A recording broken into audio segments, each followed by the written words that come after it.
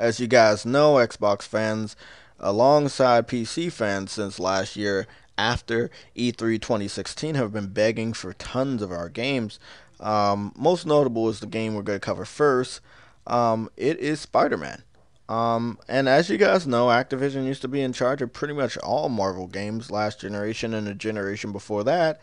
But I guess they weren't getting any awards or enough awards for Marvel, so they were like, okay, we don't want you in charge of this shit anymore. So then they basically found all the other good developers, and one of them was Sony. Since they already know so much about Spider-Man, they had no problem with picking up Insomniac to deal with Spider-Man PS4. I mean, they just got finished doing another open world superhero type of game with Sunset Overdrive, which has also not been released on PC yet. All the other Xbox games went to PC, but not that one. So with all that being said, it's pretty interesting that people don't understand why this game isn't going anywhere else, and it wouldn't be fitting to be anywhere else. This is all the knowledge that Sony knows about Spider-Man, all the source material, comic book history. They're gonna make this the best Spider-Man game that ever has ever been released, and you're only gonna get it on the PS4. Um, so as you guys know, there were multiple petitions, and there are multiple people on Twitter right now as I speak begging and saying it's not fair that it's exclusive. Like some people are saying, oh, do you need to release it on all platforms? This is a real petition, by the way. It's been closed. This is another petition that's still open. I don't know why. They said, this one's funny. Stop Spider-Man being a PS4 exclusive.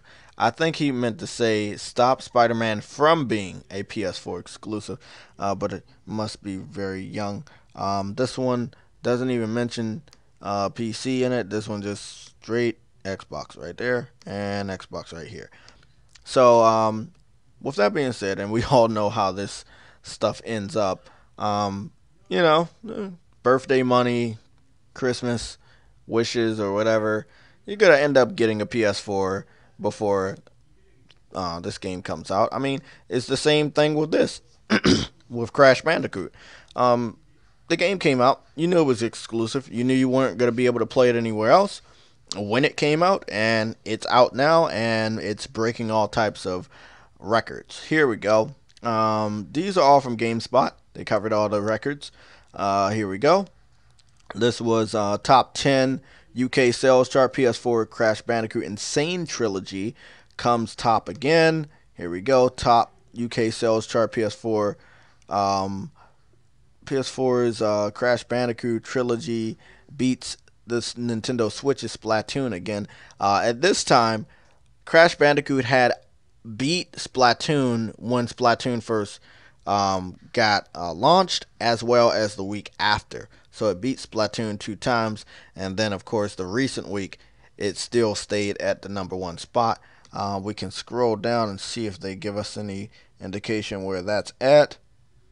And it is #1, and it doesn't seem like Splatoon even made it to the top 10 on the third week, which is kind of sad for them. Horizon Zero Dawn still hanging tight right there at the #10 spot. But this is what's going on around the world.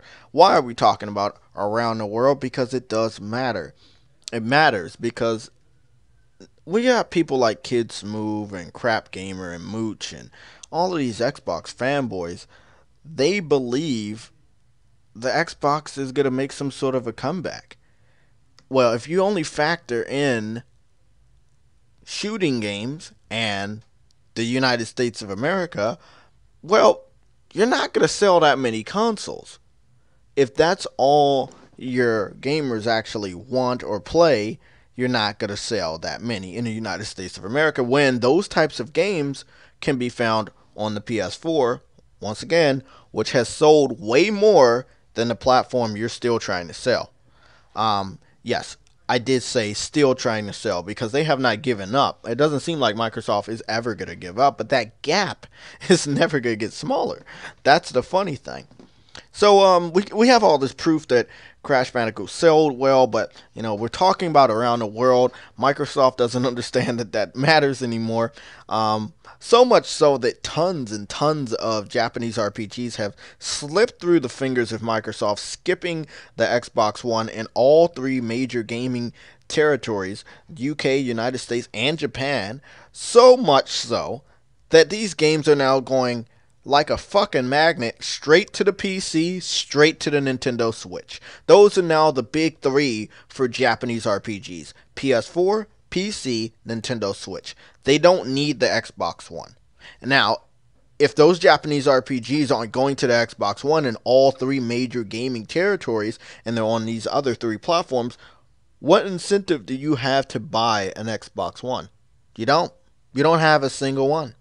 Let me show you in Japan how bad it's gotten. So, as you know, Dragon Quest XI just came out. The 3DS sold more. PS4 right underneath of it.